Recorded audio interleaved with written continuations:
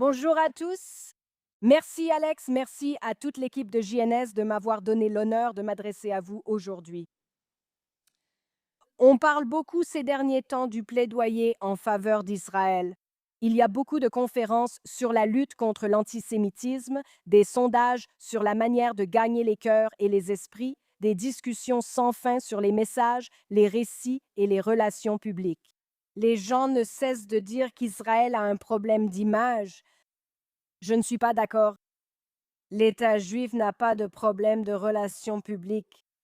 Béné Israël, l'ancienne et puissante tribu des enfants d'Israël, qui a survécu à tous nos ennemis et qui a prospéré après tentative de génocide sur tentative de génocide. Nous n'avons pas de problème d'image. En fait, notre récit est tellement puissant qu'il a été copié par d'autres qui essaient de l'utiliser contre nous. Un peuple autochtone avec nos oliveraies dans les collines autour de Jérusalem, expulsés de notre terre, soumis à l'occupation, à la colonisation, au génocide. Enfin, les Nations unies reconnaissent notre État, mais il nous est toujours refusé par le reste du monde. À qui appartient cette histoire? Est-ce que c'est le récit palestinien ou le nôtre? Mais attends, je suis palestinienne. Mes ancêtres s'identifiaient comme palestiniens. Palestinien était l'équivalent du mot en haine donné aux Juifs après que nous ayons été colonisés et expulsés de Judée, d'où nous venons. Les Juifs viennent de Judée. Le fait même que ce fait soit remis en question et que nous dépensions des millions de dollars en campagne de relations publiques pour le prouver au monde entier. Vraiment, le fait qu'ils sachent déjà et qu'ils nient intentionnellement que les Juifs viennent de Judée signifie que le récit est maintenant tellement embrouillé, tellement déformé. Le terrain de bataille est tellement insaisissable que j'aimerais simplement proposer ici une réflexion, un postulat de base à partir duquel nous pourrions peut-être tous avancer. Peut-être que ce n'est pas notre rôle de gagner une guerre de communication. Ce n'est pas le rôle du peuple juif de convaincre le monde de nous aimer. Tout comme ce n'est pas notre rôle de créer un autre État islamique palestinien dans une mer de dictatures islamiques défaillantes. Et ce n'est certainement pas notre rôle de demander la permission d'exister. L'État moderne d'Israël existe parce que David Ben-Gourion a refusé de demander la permission. Il a déclaré l'indépendance même lorsqu'on lui a conseillé et menacé de ne pas le faire. Imaginez s'il avait écouté. Imaginez si le peuple juif avait attendu une approbation pour établir notre État. Et quelles leçons avons-nous tirées? Attendons-nous toujours une approbation et demandons-nous la permission de construire des maisons juives et des écoles juives pour nos enfants en Judée? La survie juive n'a jamais dépendu de permission, d'explication ou de victoire dans des campagnes de relations publiques défensives. Et pourtant, depuis des décennies, des milliards de dollars sont dépensés pour ce qu'on appelle le plaidoyer pro-Israël. Mais comme nous le savons, la lutte contre l'antisémitisme est en hausse, comme il l'a toujours été au fil de l'histoire, avec des hauts et des bas.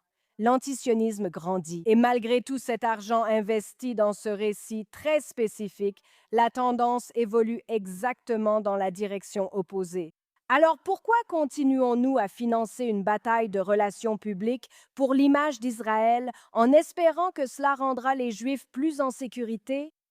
Parce que nous avons confondu deux choses très différentes. Il y a une différence entre défendre Israël et donner du pouvoir aux Juifs. Et c'est la différence entre la politique et les droits civiques. La souveraineté juive n'est pas une question politique, c'est une question de droit civique. Les Juifs ont le droit civil de se gouverner eux-mêmes et de vivre en Judée. Il ne peut pas y avoir de zone interdite aux Juifs en Judée. Le droit d'une personne juive de prier sur le mont du Temple n'est pas une question politique à négocier. Cela représente une question fondamentale de droit civique dans l'État juif. Si le mont du Temple, le lieu le plus sacré sous contrôle israélien, est le seul endroit dans le monde civilisé où il est illégal pour un juif de prier. Qu'avons-nous accompli ici? Ce qui se passe sur les campus universitaires américains n'est pas une question politique concernant Israël. C'est une question de droit civique qui touche au cœur de notre démocratie. Les étudiants juifs ont le droit fondamental de bénéficier d'un environnement sans discrimination ciblé sur le campus, peu importe ce qui se passe à des milliers de kilomètres d'ici. Les propriétaires d'entreprises juifs et israéliens ont le droit légal de ne pas être discriminés dans un contexte commercial en raison de leur religion, de leur apparence ou de leur lieu de naissance. Vous ne pouvez pas afficher une pancarte sur une vitrine disant interdit aux homosexuels ou interdit aux Noirs. Vous ne pouvez pas avoir une entreprise qui dit interdit aux Israéliens ou interdit aux Juifs. Et savez-vous qui a établi ce précédent juridique? Des avocates juives plaidant pour d'autres minorités.